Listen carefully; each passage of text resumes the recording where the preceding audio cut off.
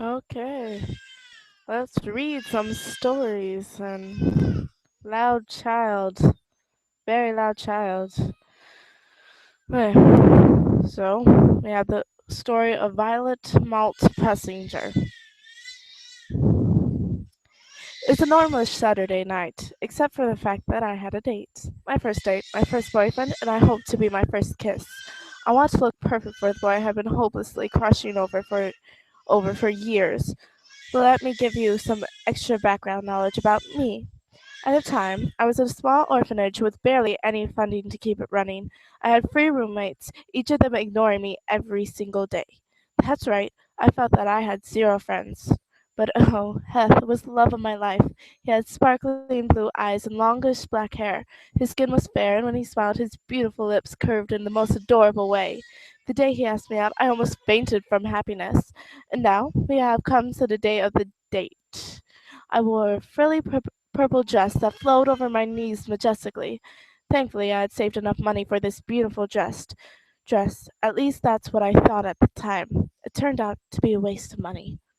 We planned to meet at a nearby coffee shop.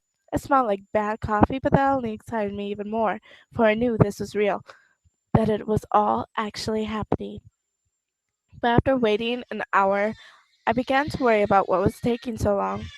My eyes glanced at the old clock hanging above the counter. 5, an hour late. But my heart had not been broken yet, so I continued waiting. 2 hours later, and I managed to rip up all the napkins and think of a conversation starter that would have been brilliant if he had came. My knights in shining armor had forgotten to rescue me from atop the tower, and I was left as a meal to the dragon. Yes, my dragon, hatred and animosity. Every time I saw Hess's face, the dragon bit down even harder on my heart. Months later, I decided to confront him. Maybe my knight could save me after all. Hey, Heth, I said after brushing shoulders with him. He looked down at me and smiling that smile I held so dearly. Remember that date, a month ago? I think you might have forgot because, well, you weren't there. Heth stared at me for a while before nodding. Oh, I must have. Do you want to try again? He asked sweetly. Joy filled my heart once again, and I nodded myself. How about we meet at the coffee shop, just a block down? Does 4 o'clock sound good? A total redo did sound good. Yeah, I smiled at him and hugged him tightly. He laughed and walked away when I released him from my arms, and I again ran to the room I shared. I found my dress again and put it on, not knowing that this would be the last time in the room. So there I sat, idiotically waiting for him to meet me again. I sat in the same booth, looking at the same clock, but again he didn't seem to be coming. With a long sigh, I began to rise from the table, ready to leave. Suddenly, Heth burst through the doors and saw me. He smiled, and I felt relief that he hadn't just ditched me again. Hey, Veronica, was it? He asked, and took a seat at the booth. I took my seat and shook my head. My name's Violet, I chuckled. Yeah, Violet. Do you want to take a walk? He asked nervously. My cheeks heated and I nodded. Together we stood and exited the shop. He walked down the sidewalk, hand in hand. At that time, I had finally felt as if my knight had saved me. We turned a corner, and I saw a man without hair and a design of a dragon tattooed on his hairless head. Two more men walked out of the shadows and crossed their leather-clad arms. Good job, Hef, the dragon man said. I watched as Heth walked up to the man. The man smiled, revealing sharp fangs. He held out a handful of cash. Heth picked it up, smiling a smile that I now dreaded. After Heth left, the three men came closer, and fear swallowed me whole. Heth leaving me had unleashed my dragon once again, and he was teething on my heart, filling me with a rage that I couldn't control. I smiled and watched as the men started closing around me. One of the men went to grab me, but I quickly turned on him and landed a punch on his cheek that made his head fly back. A giggle fought its way past my lips. Another man ran at me, but I quickly flew at him, pouncing on him and making him land hardly on the ground. Without knowing what I was doing, I clawed at his eyes and he screamed under me. Blood was pouring from his mangled eyeballs where they were squished in their sockets. I grabbed his ears and pulled. They ripped off, and blood instantly fell from the holes in the sides of his head and onto the ground beneath us. I was pulled up by the hands of the men I had punched. Blood ran down the sides of his face and he scowled at me. My foot reared back and I kicked him in his lower sections with all my force. He let go of me and I fell to the ground, tears mixing with the blood on his face. I turned to watch the dragon man run around the corner. The rest of my life, I found I had animal like talents, but have never trusted my heart completely to anyone. Yet.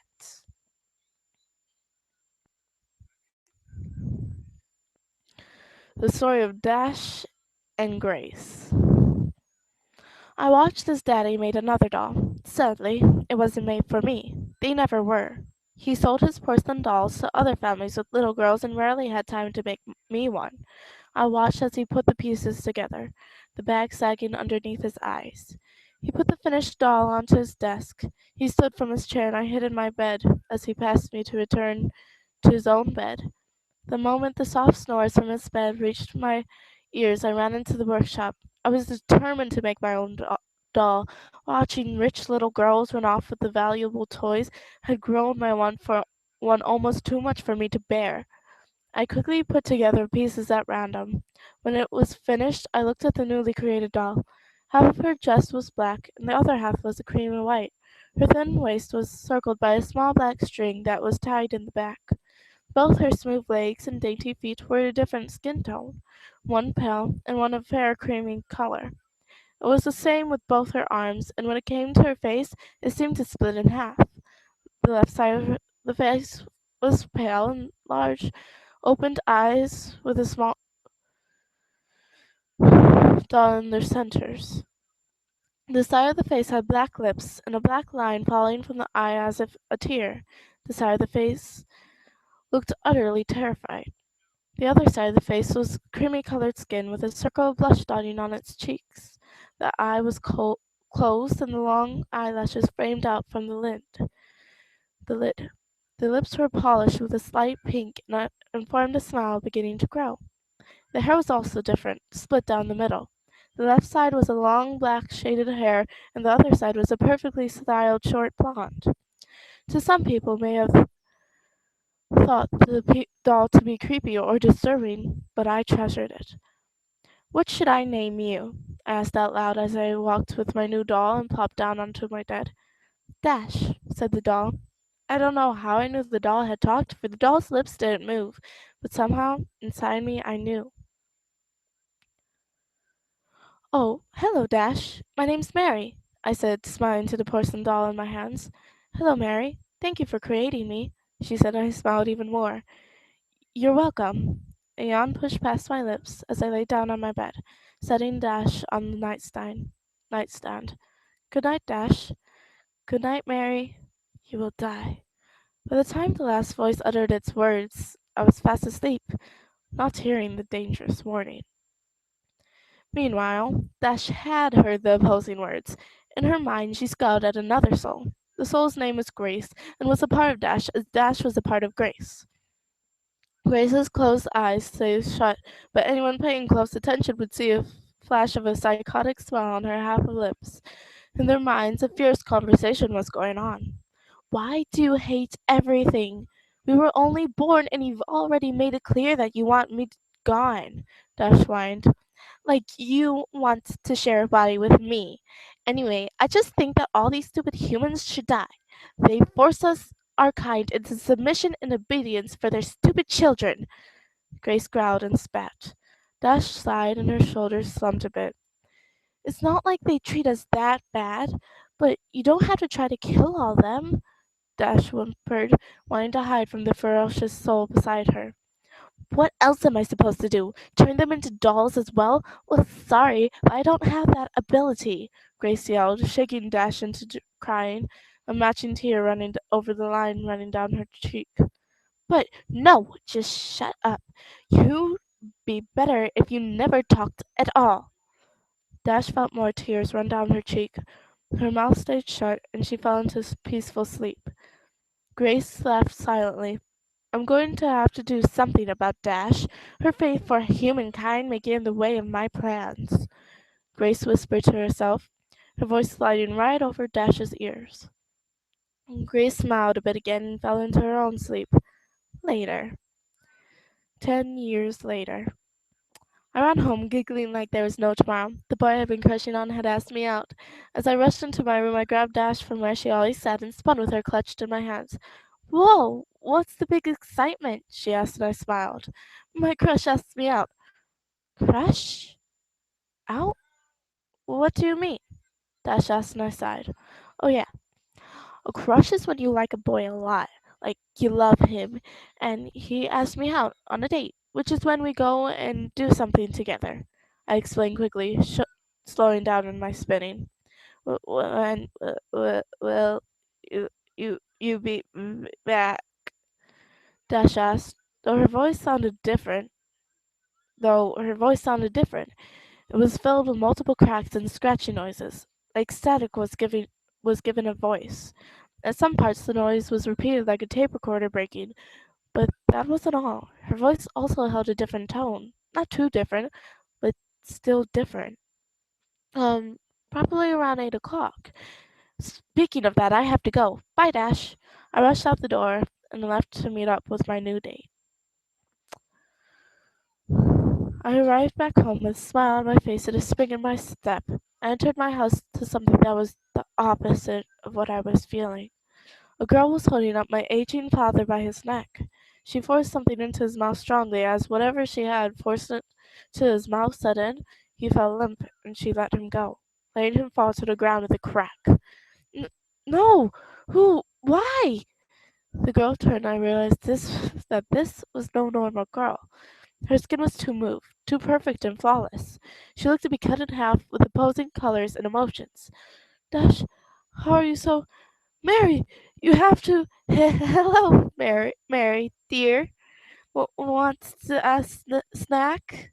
I backed away as the other side of Dash opened her eye, revealing deadly visions that made me feel like vomiting. I stumbled back, and she suddenly lashed at me, her hard hand smashing against my scalp and sending me to the floor. A pill-like object was forced into my mouth, and a hand covered my mouth. I fought as much as I could, but soon the pill had dissolved on my tongue, and my head began to feel light. I'm so sorry, Mary. My eyes fell closed, and I saw nothing left for me to see again. Why? Mary was kind to us. How long would that have lasted? I hate you. You're stuck with me. I know. Let's go. How much more do we have to kill? There's 7,200.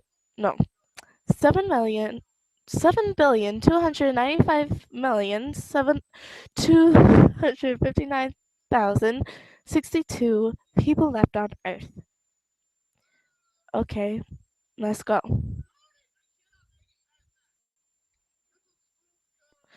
Until the next story!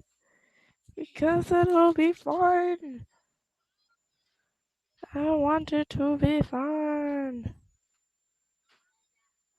Yeesh! Okay, so, let's see.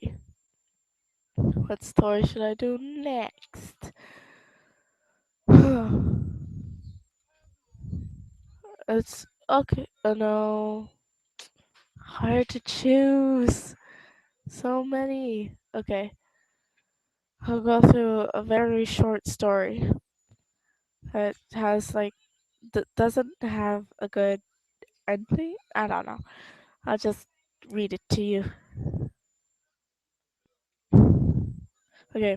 It's called Happiness versus Anger. I swirled in loopy circles, laughing cheerfully. I love life, I kept thinking. I sent kisses to the onlooking crowd who quickly scurried out of my way, but my head started spinning off of my body and the world abruptly tilted out from my feet. I fell onto someone and giggled as I flicked the curling golden hair from my eyes. The crazy girl who decided to start spinning in the middle of the busiest part of town suddenly bumped into me. My once neat pile of papers flew everywhere. The girl looked at me, her pink lips curved into a smile as she giggled. With a huff, I shoved her off of me and went through my scattered pile, gathering my papers again. Oh, sorry, sir. The girl quickly went to work, helping me pick up my business papers. She handed them to me, and I put them in the pile. Next time, watch where you're going, I growled and stomped away.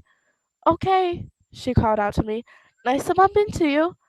I groaned and didn't look back, knowing she would still be smiling like an idiot.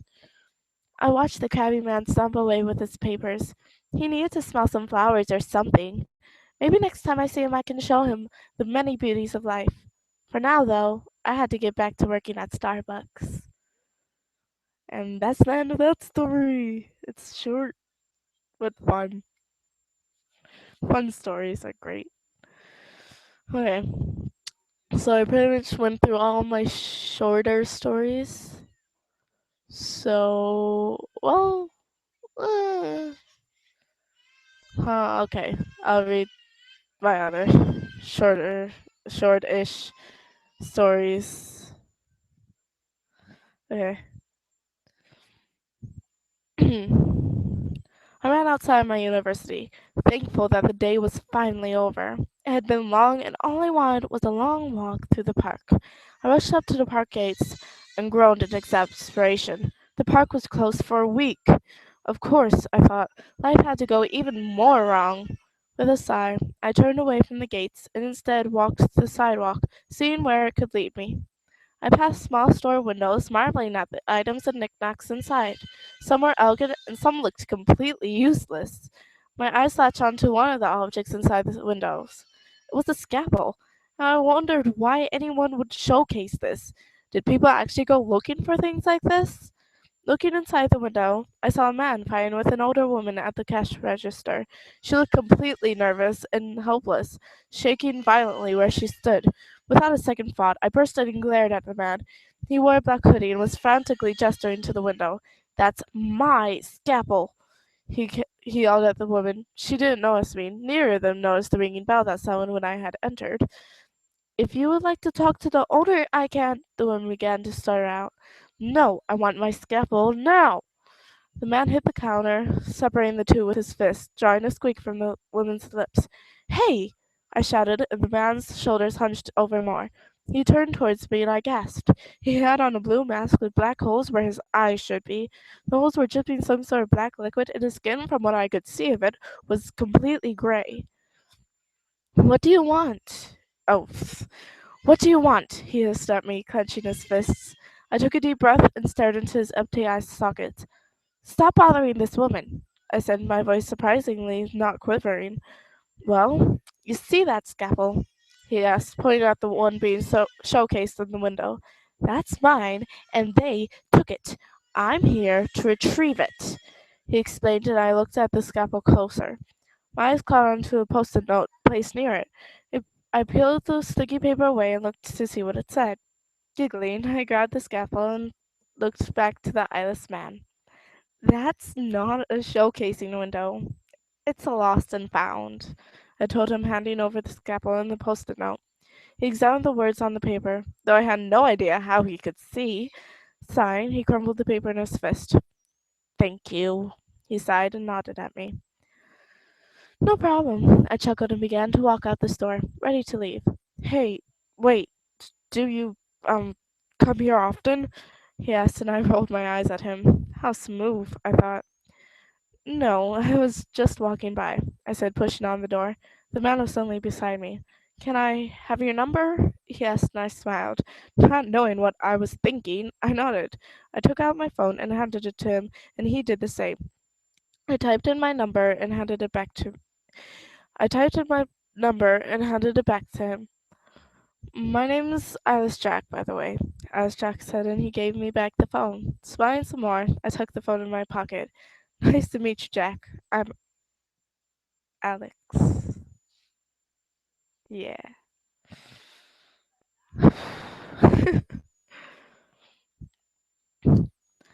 Okay, next story. I ran through my room, throwing a bunch of random clothes on, and rushed out. Leaving the house, I listened to the slight rushing sound of a nearby stream. I finally made it to the nearest store and began to pull down some necessity from the shelves surrounded me. Happy that I still had time left for my day, I hurried to the checkout line. But, of course, the checkout line was going on forever. I pulled my cart up to the line and waited, scowling slightly. An hour later, and I was rushing back home, slower than before because of the load of groceries in my arms. I made it home and slammed the door closed. A smile made its way on my lips, and I started to put my groceries away. As I entered the kitchen, I noticed the refrigerator door looked to have been thrown open. A strike of fear shook me, and I looked around. After finding nothing out of the usual order, I left. It was probably nothing. I packed my refrigerator with food and filled my few cabinets. Yawning, I looked at the clock that was placed over my shelf full of books. It was 7:39 p.m. I decided to get some sleep, so that my day had been taken up with grocery shopping. In the morning, I awoke to the sound of crashing in my kitchen. It instantly got me out of bed, grabbing a bat from my sporty days. I jogged to my kitchen, skidding to a stop when I caught sight of a man in a mask, standing with my food in his hands. His mask was completely white, but the eyes and lips looked black. I glared at him. "Get out of my house! I will whack you upside the head!" I shouted, wielding my bat high. The man seemed to look back and forth from the food and me, deciding, I thought. Unfortunately, he chose the food and tried to rush away with it. A scream of anger rose in my throat, and I ran behind him, bat raised over my head. "I didn't mean with my food!" I yelled at his retreating back. Maybe next time someone try to, maybe next time someone tries to steal my food, I'll be more specific. The thoughts raced through my mind, and a smirk grew on my lips. I chased him outside, and he ran to where the stream was. He jumped over the water and turned to watch me, where he seemed safe in the woods. I felt determination and knew I wasn't going to give up without a fight. I stepped back, my eyes still trained on the masked man. Taking a deep breath, I jumped over the running water and began to chase again. But this time the thief didn't move. He only watched me go closer. I was ready to hit a home run, his head as my baseball, when he ducked and grabbed my ankle, pulling me down. I fell, hitting the ground hard and groaning. "Give me back my food," I said, ready to throw my bat at him. "You don't know when to give up, do you?" he asked, squatting down and looked down at me, a few strands of brown hair dangling. I took my chance and tried to hit him, but he grabbed my bat and jerked it out of my hands. "You don't know it's not nice to take people's food, do you?" I growled as I felt the wood leave my hands. He stood again inside. I noticed his hands held out for me to take. The food was in his other hand. I took his hand, letting him pull me up and scowling.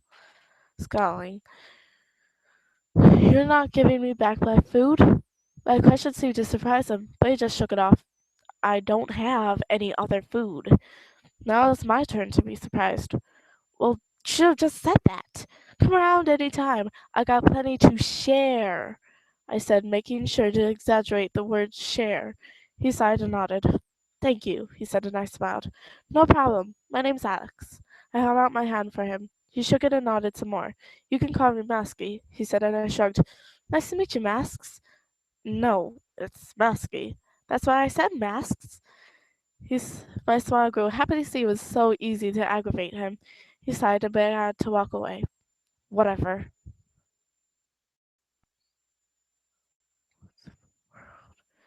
Oh, wait, one second.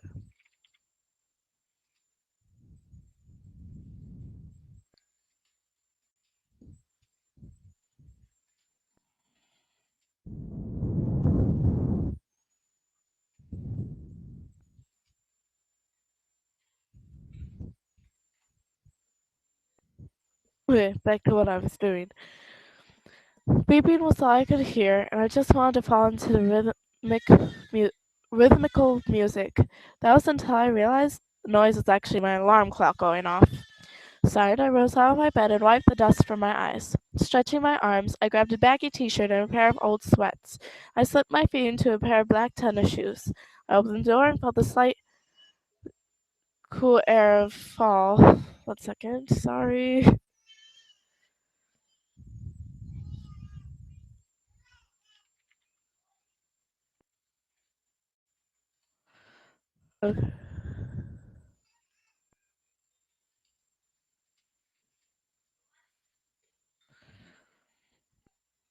Okay, where was I? I was at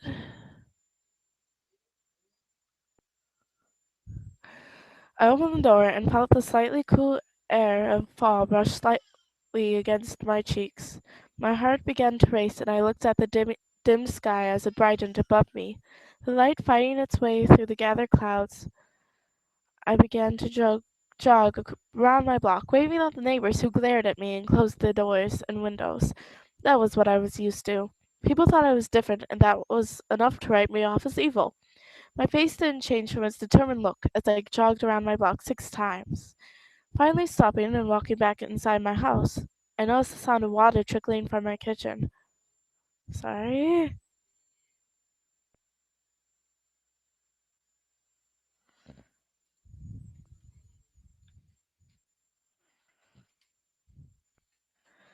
Sorry about that. Okay. Um, okay. I noticed the sound of water trickling from my kitchen. Suspicion filled my soul, and I turned the corner to my kitchen to find a man.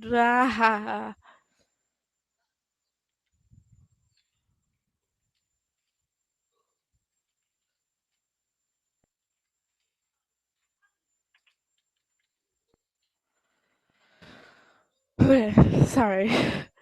Okay. Trickling from my kitchen.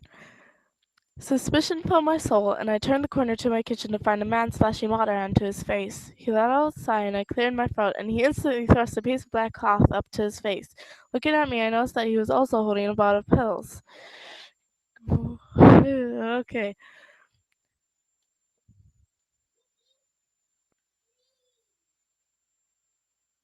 This wasn't all, though. He also had an orange hoodie on and a pair of jeans. The black cloth on his face was actually a mask with 2 red circles where his eyes were and a red frown on his lips. "W- What were you doing?" I asked. My voice came out as a hoarse whisper. He shrugged, and I took the pill bottle from his hands. He didn't fight, and I observed that the information was scratched out. "What are these for?" He shrugged again. Sighing, I looked at the contents inside. There was no pills left inside. "You didn't overdose, did you?" He shook his head quickly, snatching the pill bottle out of my hand. "Do you have a place to stay?" There was a moment of silence looming between us. "No," he whispered, the words barely reaching my ears. I forced myself to smile at him. "You could stay here," I said, and patted his back. "What's your name?" He didn't say anything else, and it seemed that he wanted to stay silent. "Okay, I'll just call you, um, Hoodie," I said, and gestured to his orange hoodie, looked down, then up at me. "Hey, you didn't give me a name, so I'll just call you Hoodie," I said and smiled. His shoulders slumped a bit, and I chuckled.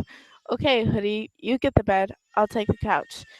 His head looked like it was going to pop off from how much shaking it was doing. "Okay, you get the couch." And done with that.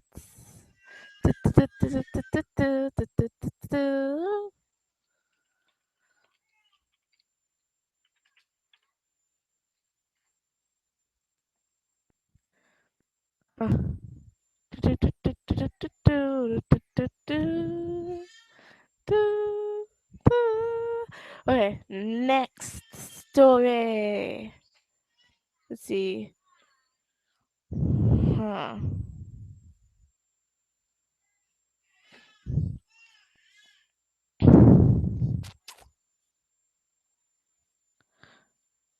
Okay, I think I'm gonna do the story of Alex. The story of Alex. Okay. The story of Alex. I ran through the dark woods, searching around my surroundings frantically. My feet pounded heavily against the shifting soil underneath my tennis shoes. Now, you're probably wondering what I'm running from. Well, the answer is simply myself. Don't think too hard about what you just read. It'll give you a horrible headache. Just let me explain. Imagine that you were torn into 5 parts, but the pieces ripped away from you are all the worst parts of you, and one of the pieces is just you. But each part, except yourself, also hates you deeply for some reason and is out to kill you. Do you understand why I'm running now? It doesn't really matter if you do or not. Just get this small point stuck in your brain. I'm running for my ability to live my already failing life. How I got in these dreaded woods, I don't remember. My breath scraped its way through my throat as I continued to race past trees that looked the same. Daringly, I looked back behind me and saw me, but it wasn't me. She had completely black eyes that sparkled from the tiny bit of remaining light reflecting off the full moon above us. Her similar lips were pulled into a large smile that revealed sharpened fangs, and in her hands was a shiny knife that was stained in blood. I stumbled on a tree root that stuck out like an arm out of the grassy floor. My hands scrambled before me as I tried to crawl away. What do you want from me? I screamed at her as she began to walk slowly towards me. My eyes started to leak the tears they had managed to hold captive for so long. What did I do to you? My bottom lip trembled as she raised her hand along with the knife. Mine! The shout echoed throughout the forest and scratched at my eardrums. I watched the blade rush down for my heart. Suddenly the world slowed down, and my desire to live increased. My hand raced up and grabbed her wrist, and I used her to pull myself off the ground, staring into her black eyes. Her smile wavered as my fingers clenched around her wrist, forcing her to drop the knife onto the floor. My eyes scanned her, and I noticed the exact match of outfits we wore. We both had on a black shirt, barely visible beneath orange hoodies and black slacks. She even wore the same tennis shoes. Confusion raced through me, and it must have shown on my face, for she stopped pushing on my grip and smiled more. You're not fit for the world I've experienced. Let me relieve you of this stressful duty, she purred. My mind fought to regain the want I had to live, but I quickly stared her down once again. Who are you? I asked her in a quiet voice. She looked at me once more, her eyes lighting up once again and a laugh escaping her throat. I'm the anger trapped in your soul, but now I'm free. Her eyes darted around the surrounding area and then landed on me once more. They call me the owner. Her maniacal laughter filled the woods once more, shooting a shiver up my spine. I backed away from her and left her to her chuckles. As I watched her crumple up to the ground, seizuring from the laughter escaping her mouth, I turned and ran once more, leaving the owner quickly. I continued past trees, worrying on how was to get home. My heart beat faster in my chest as I listened to the crackling of leaves and twigs behind me. I rolled around to face the owner once again, though this time I was sure to be only facing my death. Nothing was behind me, so I took another breath and began to walk forward. The air seemed colder now. My teeth pinched the inside of my bottom lip as I walked past a tree larger than its surrounding companions. Circling its trunk, I curiously examined the bark and found a scribbled on ripped paper. I touched the frayed edges lightly and felt a rush of strange feeling. Suddenly, cloth-covered fingers circled around my throat tightly. The ability to breathe became much more laborious task. The hands pulled me back from the tree roughly, pressing my windpipe closed. My hands flew up to my neck and I clawed at the fingers, only managed to catch my nails on the cloth. Tears flowed over out of my eyes, and my vision blurred as we backed even farther from the large tree. With a small amount of energy left from my oxygen-deprived body, I kicked behind me. The moment my foot made contact, I was let go. My lungs filled themselves with air again as I stumbled away and turned. The only thing I found other than trees was a small amount of dark smoke, disappearing quickly where it was suspended. I lightly touched where the fingers had once been as I hurried my pace. As I did, a pain burned at the point my fingers had brushed. The crackling sound from before came from behind, and I spun around, this time catching the sight of smoke floating up in the air.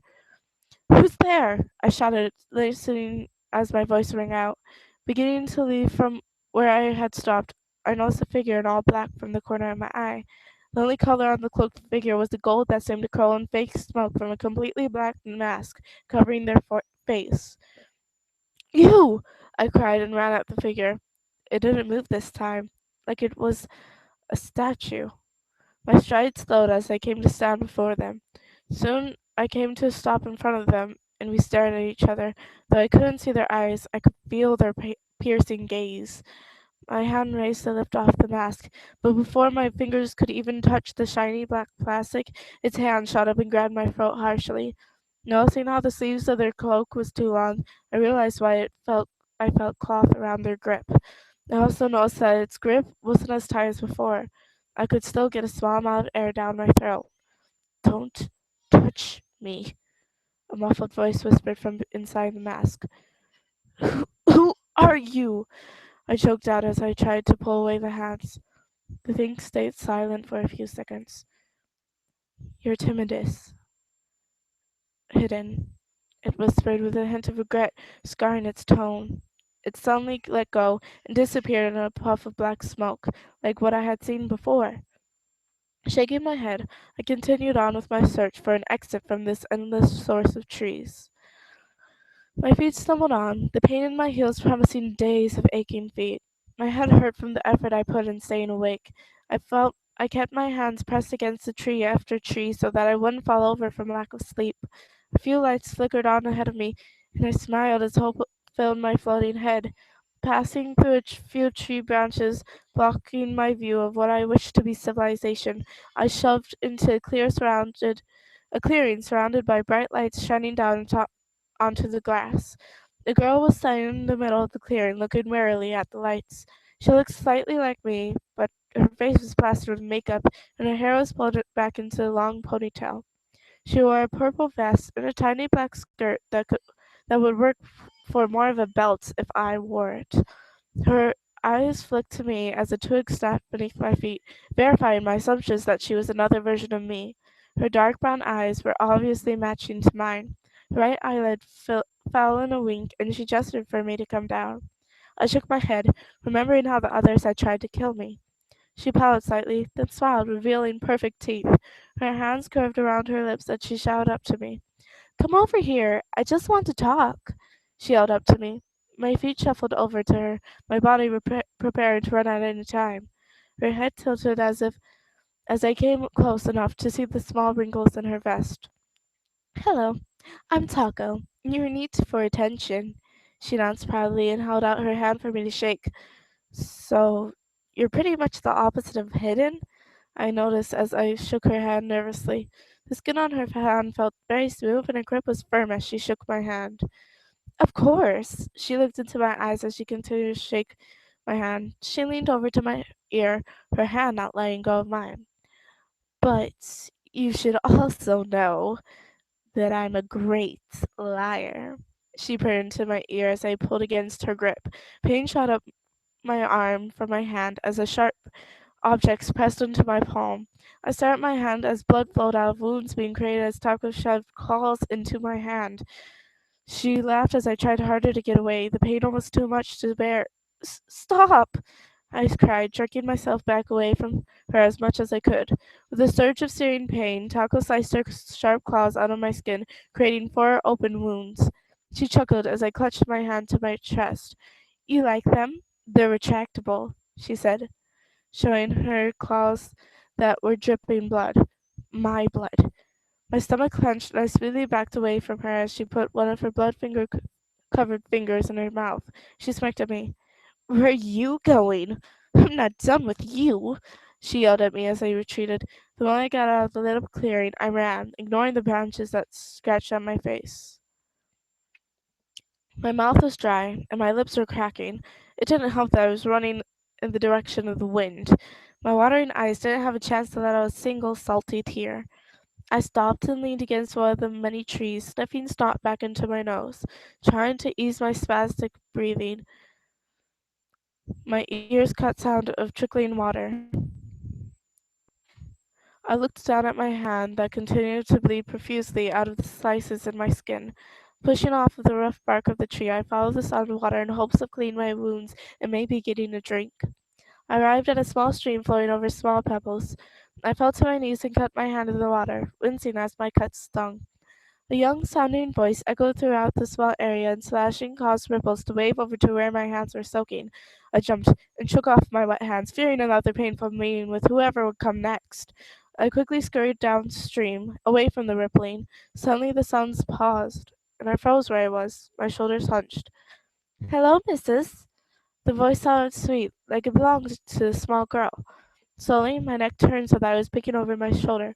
A girl in a too short, ripped and tattered pink top and a dirty cloth draped around her hips, held together with many knots tied with its strings, stood before me.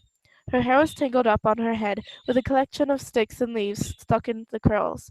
Her skin was covered in many bruises and a few cuts. Hello? I said as I watched her stare at me, her feet submerged in running water. A childish smile grew over her lips, and she jumped up and down in the water. Hi, she yelled, throwing her hands up to the sky and giggling like a little girl. Small chuckles wafted out of my mouth, and I watched her anxiously. My name's Kevin. I'm your childishness. Can I bite you? It took me a minute to actually realize what she had said, and my dead fear shook through me. No, I stuttered and started to walk away. Wait! Kevin slowly ran in front of me, her hands thrust forward in a signal to stop. She smiled as I halted, my body frozen in fear of what she was planning. A few seconds of silence drifted between us, and I felt as if I was about to pass out. What do you? I was interrupted when she jumped up. Now! She screamed, and all the people I had met in the woods jumped down from the tree branches to stand around me, leaving me no escape. They all began laughing at the same time as they closed in the space, various weapons raised and ready to strike. Please, no, don't! Stay away! I shook as I pleaded with them to no advantage. The evil laughter raised in the forest, the noise filling my mind and suffocating me. Pain struck me from everywhere and I fell, my vision going completely black. My eyes began to flutter open, and I let out a large yawn. The moment my eyes opened and cleared from all blurriness, I sat straight up. The room was completely white, and I was tied down to a white hospital bed.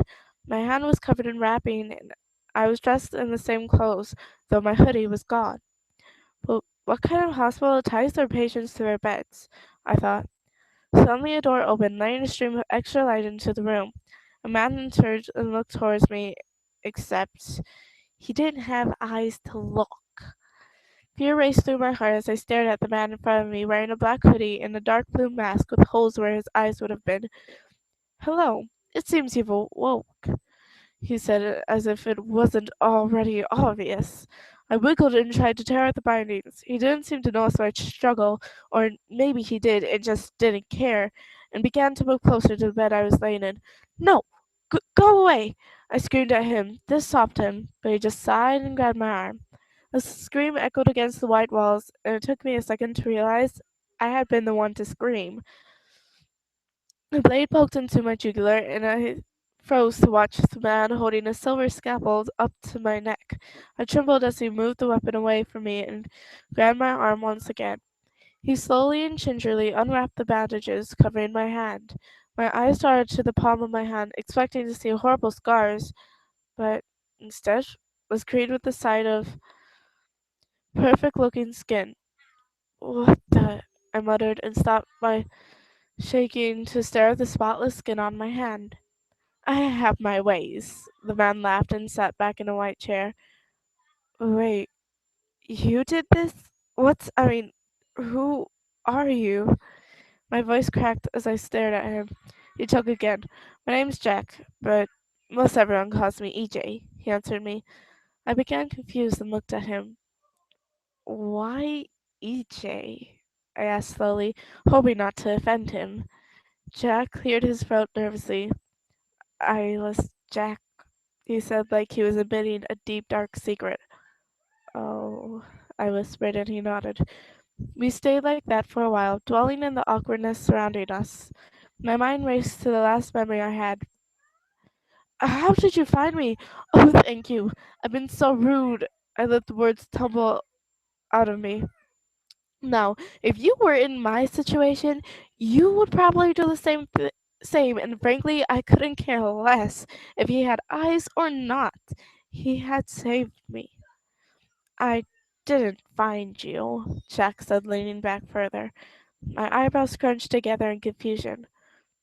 What do you mean? I asked him. He shook his head and got up out of the seat.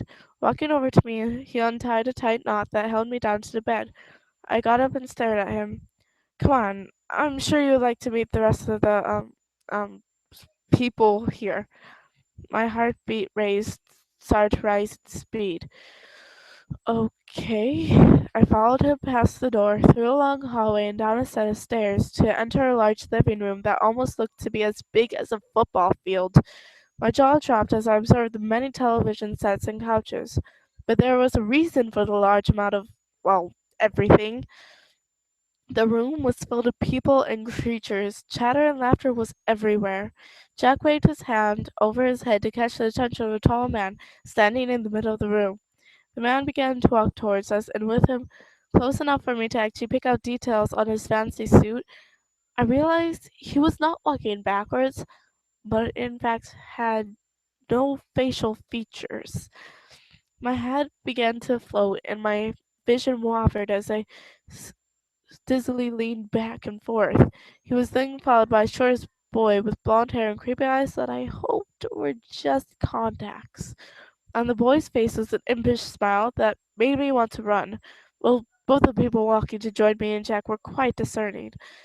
Shaking my head, I turned my head to stare at Jack. I only used big words when I was about to run screaming.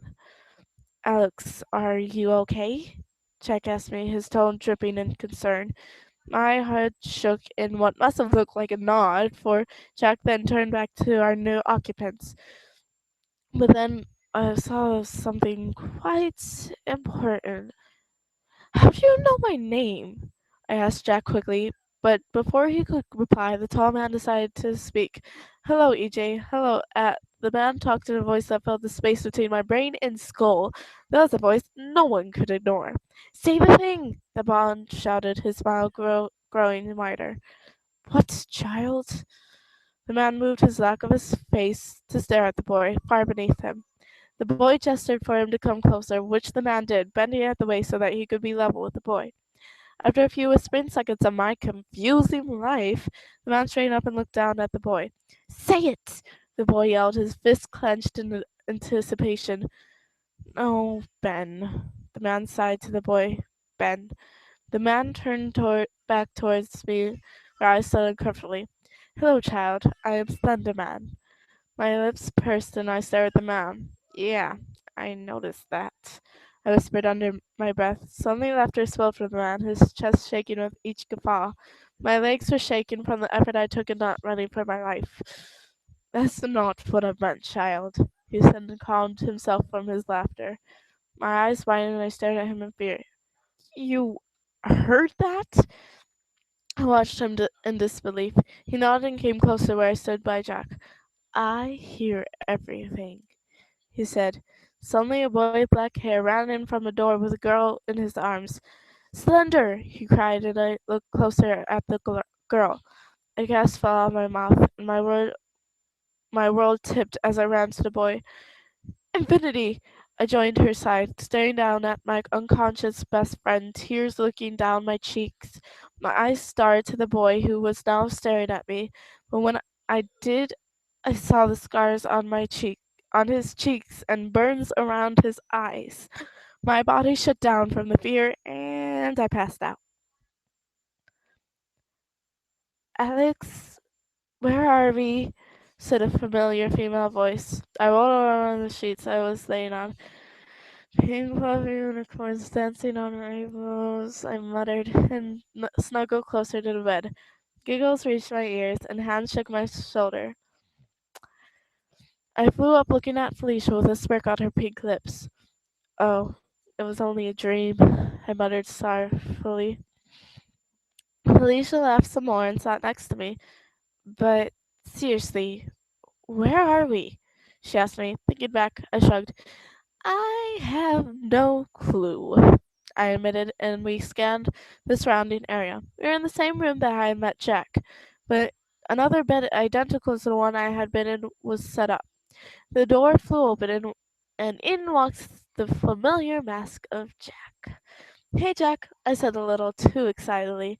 Felicia glanced at me suspiciously, one of her eyebrows raising over her forehead. What? Nothing. She turned her gaze to Jack and jumped. A high-pitched scream pressed against the walls, and I fell backwards onto the bed, bouncing slightly as I stared wide-eyed at Felicia. I never knew that you had that in you, I gasped, clutching dramatically at my chest as if my heart had stopped. Felicia looked at me like I had gone insane. He has no eyes, she yelled at me, looking like she was about to pounce. I studied Jack's mask thoughtfully, for he was only watching us. You know, I never noticed until now. My voice was coated in thick sarcasm. Blubbering escaped Felicia's mouth, and I began to fear she was going to have a panic attack. Hey, it's okay. He's just a person like you and me. I shot up out of my bed and gripped her shoulders. Calm down, I screamed in her face. She looked at Jack out of the corner of her eye. The masked man waved slightly at her, and I could sense his smirk beneath his mask. Um, okay, she mumbled and pushed off my hands. She turned to Jack and held out her hands, staring a bit fearfully at him. Hi, I'm Felicia, she said, her voice only shaking a bit. Nice to meet you, Felicia. My name is Jack, but you can call me EJ. Jack said, but did not shake her hand. Felicia looked back at me, confusion covering her expression. I shook my head. Don't ask, I muttered. There was a knock at the door, and Jack turned to open it. As he did, the tall, faceless man from earlier entered the room. Oh my God, Slender Man! Felicia let out in a high-pitched pitch of voice. My gaze shut to her. Alex, you need to say more recent things. Felicia sighed at my confusion. You know, the game Slender? Oh, I muttered, pretending to suddenly understand. We all turned our attention back to Slenderman as he cleared his throat. May I talk to Felicia and Alex alone? He directed to Jack. I watched Jack leave us to this creature of Slender, whatever that was. Felicia made a yelping sound and hid behind me. My heart sped up and I hid underneath the bed covers. Hey! Felicia shouted as I revealed her. Children, I'm not going to kill you, Slenderman sighed. I peeked out from under the covers. I just have to tell you that suddenly a blonde head peeked into the room. Ben was still wearing his impish smile, and his eyes still looked weird, though this time I noticed he wore a dull green tunic. Say it! Ben shouted up to the tall man. Slenderman sighed again. He seemed to do that often. If I say it, will you leave me alone? He asked, and Ben nodded his head quickly. I am your father, Slenderman said in a dramatically low voice. Me and Felicia and Ben burst into laughter at the Star Wars reference. Wait a second. Are you serious? Felicia suddenly stopped laughing and I calmed down and started to wonder myself. Slenderman nodded and I traded wide-eyed glances with Felicia. I burst out laughing uncontrollably. You gotta be kidding me. Not to be rude, but we have faces. Tears welled in my eyes at the jumbled emotions stuck in my heart. Slenderman shook his head and Felicia looked at me fearfully. How do you know I didn't have a face before? I glanced at everyone around me. For some reason, I felt the need to run. Before what? As I uttered out my weak comeback, a loud bang was heard throughout the large house. What was that? I screamed, jumping out of the bed. Slenderman and Ben rushed out of the room, and I looked back at Felicia. After a silent agreement between us, we both rushed out of the room, and I led the way to the large living room. Where is Alex? The the owner yelled as the other people in the, at the other people in the room. Suddenly, a girl who looked a lot like Felicia joined the owner's side with her arms crossed. Aunt Felicia, she growled, staring at the people with blood-red eyes. Insanity, Felicia whispered, fear obvious in her expression. Most of the people pulled out various weapons and rushed at the two, but Hidden Taco and Kevin joined in the fight, along with other girls that looked like Felicia.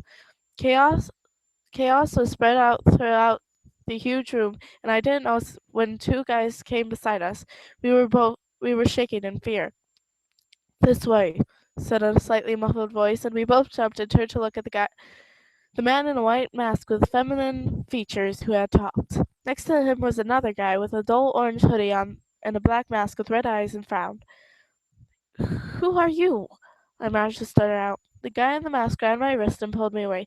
No time to chat. You need to hide. He shoved me down the corridor along with Felicia. Stay there. He told me now to join the raging fight. The hood man followed him without uttering a single word. I huddled up next to Felicia and we watched on from the shadows. Kevin was throwing what looked like candy at a guy with two axes. She was giggling all the while, not seeming to care that it was an obviously losing fight. Meanwhile, Taka was swiping her claws at Jack, who had a scalpel pulled out, which he used in jabbing and slicing at her. Hidden was running around, trying their best to stay away from the people throwing weapons at them. Suddenly a knife hit into her shoulder and they screamed. Smoke flew up everywhere and Hidden seemed to be everywhere, sending punches to random people when they weren't looking. My gaze followed the older, who was trying her best to stab into the black haired boy that had brought Felicia here. The black haired boy also had a knife in his hands and was trying to stab the owner with the same amount of failure. God, please tell me this is just some messed up dream or something like that, I muttered, holding on tightly to Felicia. The crash echoed throughout the room, and everyone jumped. Slenderman stood even taller than his usual height and glared at Kevin, who had broken an antique-looking vase over some girl's head. He lifted all the Felicia and me lookalikes with black spectacles that sprouted out of his back.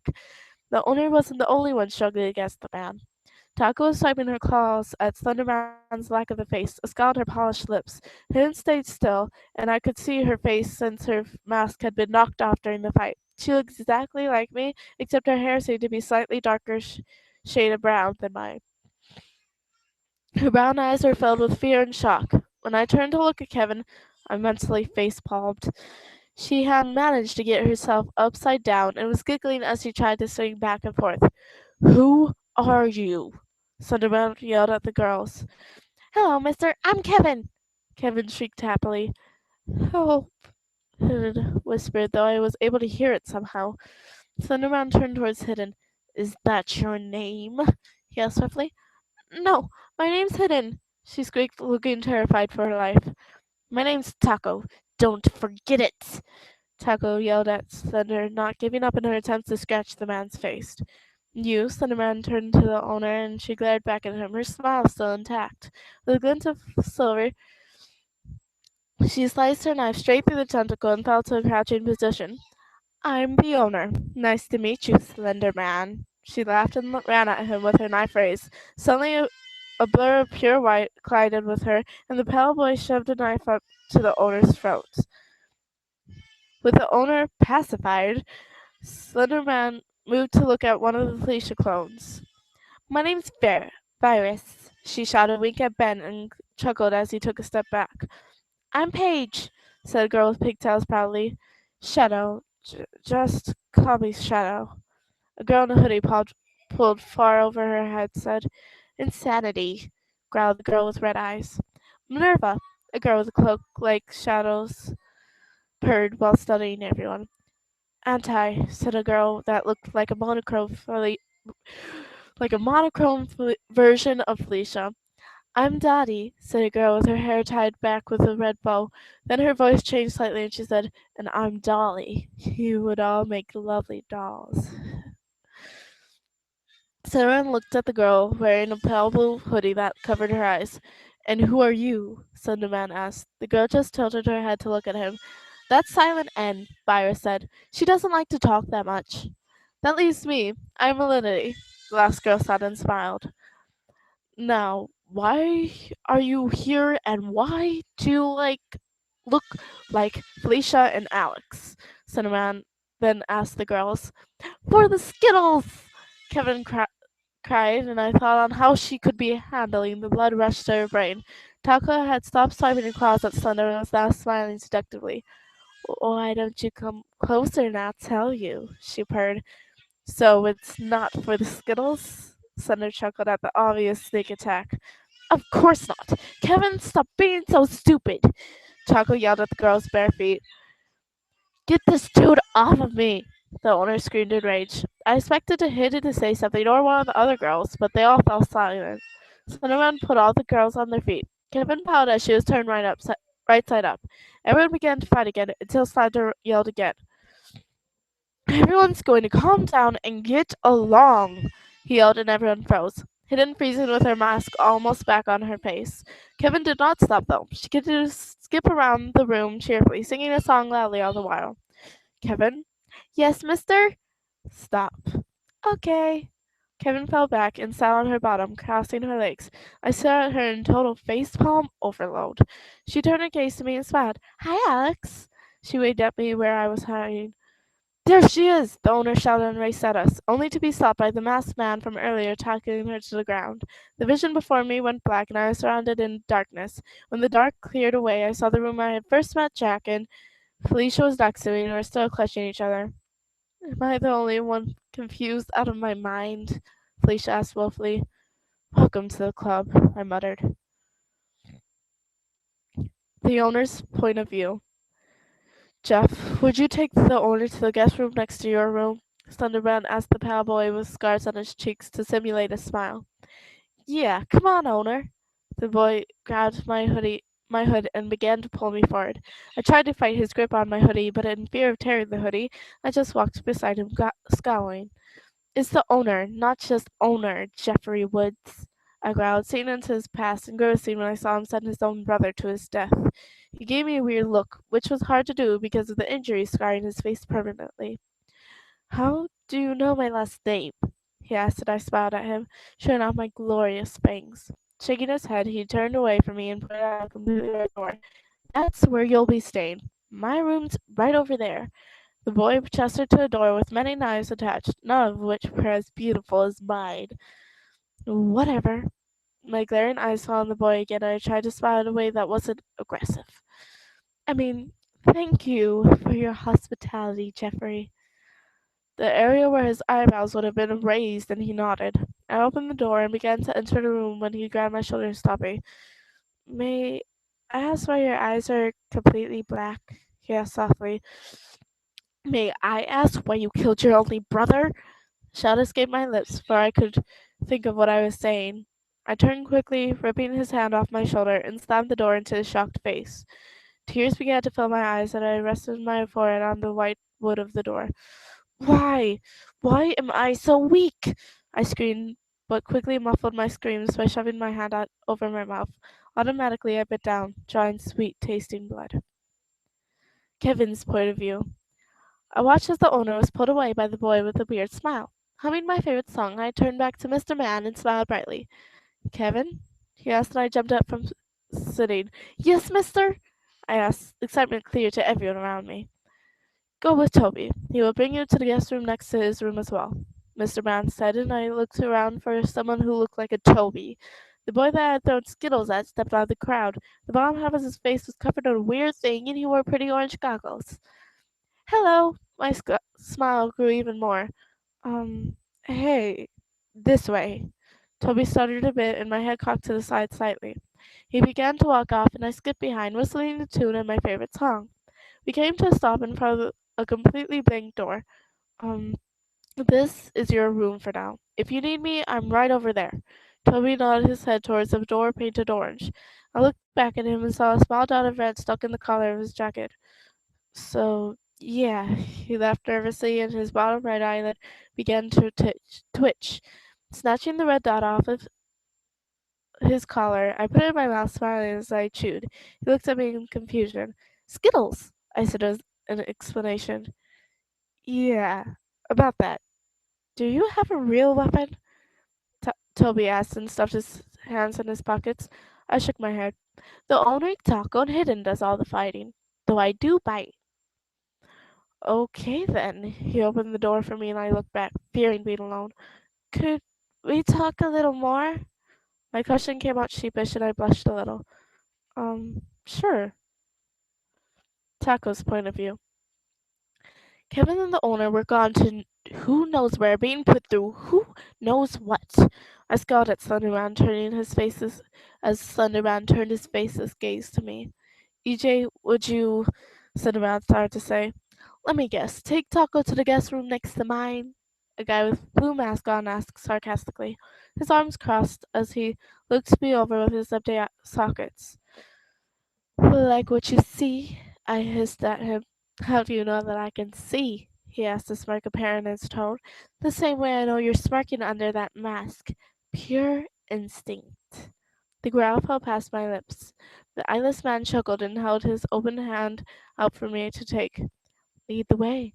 I followed close behind, my fingernails elongated into sharp claws, and I prepared to swipe at the back of his brunette head. The moment I could feel the soft hair on his head, he turned and grabbed my wrist, pushing me into the wall of the long hallway. You should try not killing everyone around you. He laughed at my weak attempts to escape his painfully tight grip. Yeah, I'll do that when I meet someone that can actually bring good to this pathetic world I'm stuck in. I spat in his face as he let go of my wrist. He turned on me once again and took off his mask. Well, we can search together for that someone. I blinked as I studied his grin. True to my assumption, he was smirking, and it showed sharpened teeth. Shaking out of my state of shock, my mind processed what he said. Are you flirting with me? I was bewildered at the idea. His smirk fell, and he quickly shook his head. No! He turned quickly, but not quick enough to hide the shadow of pink on his cheeks. Lowering my eyes, I chuckled as I followed him farther down the hallway. Here's your room, EJ said, and ran behind a blue door that matched the color of his mask. I looked at the white door in front of me. Shrugging, I stepped into the new room. Hidden spot. Point of view. I looked up at the Slender Man from behind my mask, waiting to be shown into my room. Hoodie? Confusion caught me, and my eyebrows raised, though they couldn't, though they could not see. Was he offering me a hoodie? A guy in a dull orange hoodie stepped up, and my heart suddenly stopped beating. What was this feeling? Is it fear? The man had a cloth made mask with red face features sewn into the material. This way, he whispered and walked, me following by his side, still wondering what I was feeling inside. We continued on in complete silence until we reached the completely white door. Here we are, he said and nodded at me. I smiled at him, but realized that he couldn't see me. Hearing my voice, I started to speak, but instead only nodded. My face heated up and my eyes began to well up with tears. I ran to my room and shut the door. What are these feelings? Alex's point of view. So, do you remember how we got into these messes? I asked Felicia as we sat waiting for what was going to happen next. Um, Not really, just trying to survive those girls, the ones that look like me. Felicia admitted, shrugging her shoulders. My mind fighted, fought to remember life before the woods I had been stuck in. With a sigh, I fell back on my bed. Me neither, but does that mean that Slenderman could actually be our, well, you know, I mumbled and stared up at the ceiling. My eyes fell closed and I whispered random words to myself. Alex, don't go cray-cray on me, Felicia said, and I giggled. Excuse me, girls. Both me and Felicia shot him and we turned stares at a boy. He didn't have much color, but there were red tear tracks and red pupils, and his arms and legs looked like they were cut off. Oh my God, what happened to you? I asked, jumping off my bed and rushing to the boy's side. He was sitting in a robotic chair that went wherever he wanted. I'm dead, the boy said, and I stared at him wide-eyed. Huh? Oh, not to scare you. Yeah, Felicia said from next to me. Dinner is ready if you're hungry, the boy said, forcing a smile. My stomach growled and I suddenly felt starving. Ah! My stomach is trying to eat itself! I screamed dramatically. The boy chuckled slightly. I'll take that as a yes, I'm hungry. Follow me. The chair that the boy sat in turned and we followed him past the now empty living room into an enormous dining room. Sit anywhere. The food will be out in a few. The boy said and left us. Look over there, an empty table. Let's go sit, I said in the moment my eyes set on the empty table. Dragging Felicia behind me, I raced to the table and took a seat with her next to me. Ugh. Gonna end now. Probably read more another time. Bye. Bye. Boop.